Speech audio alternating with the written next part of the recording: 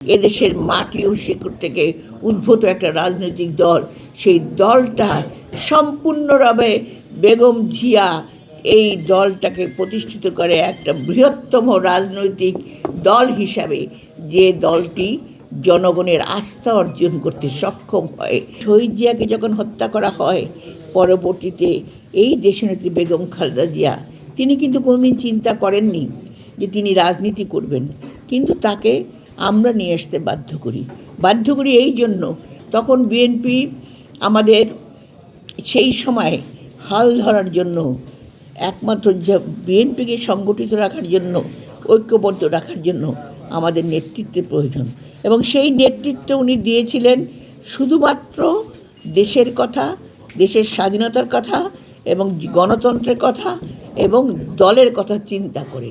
এবং সেই নেতৃত্ব এত কঠোর নেতৃত্ব, যে কঠোর নেতৃত্বের মধ্যে দিয়ে আজকে দীর্ঘ এতটা বছর তিনি যেমন অন্যায় অত্যাচার নিপীড়নের শিকার হয়েছেন, তিনি যেমন প্রধানমন্ত্রী হিসেবে ভূষিত হয়েছেন, তিনি যেমন রাজপথে বিভিন্ন জায়গায় সংগ্রাম করেছেন, লড়াই করেছেন, রাজপথে হেঁটেছেন, তিনি যেমন মানুষের ভালোবাসা আস্থা অর্জন করেছেন, তেমনি বিএনপিও একটা বড় একটা রাজনৈতিক দল, যে দলটিকে শহীদ প্রেসিডেন্ট জিয়া প্রতিষ্ঠা করেছিল দেশের প্রয়োজনে, সময়ের প্রয়োজনে।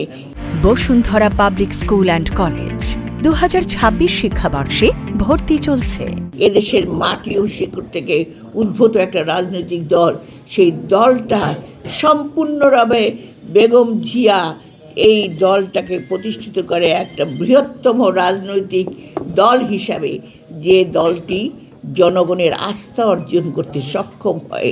এবং আজকে যদি আপনি দেখেন বিএনপি সারা বাংলাদেশের মানুষ কিন্তু ধানের শীষের কথা বলছে। এখানে কিন্তু অন্য কোনো কথা নাই, ধানের শীষ। কারণ তারা দেখেছে কিভাবে বিএনপি সংগ্রাম করেছে ফ্যাসিস্ট সরকারের বিরুদ্ধে।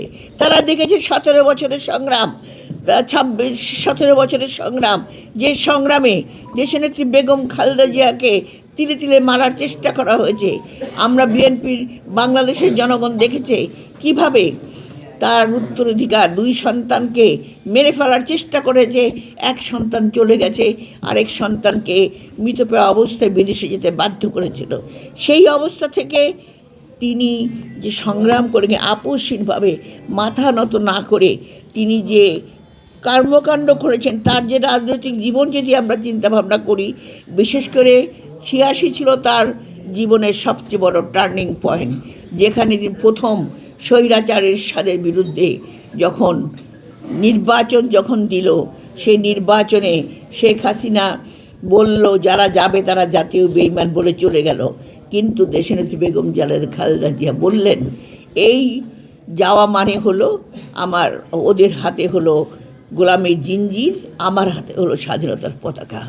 আধিপত্যের বিরুদ্ধে লড়াই হবে না যদি আমরা এই নির্বাচনে যায়। এবং ওনার কথা সত্যি, ওনার যে দূরদর্শিতা, ওনার যে প্রজ্ঞা, ওনার যে চিন্তা চেতনা এবং প্রতিটি মানুষকে ভালোবাসা, বিশেষ করে তার দলের কর্মীদেরকে উনি এমনভাবে ভালোবাসতেন যে প্রতিটি ইউনিয়নের যে কোনো একটা সাধারণ কর্মীকে পর্যন্ত উনি নামটা মনে রাখতেন।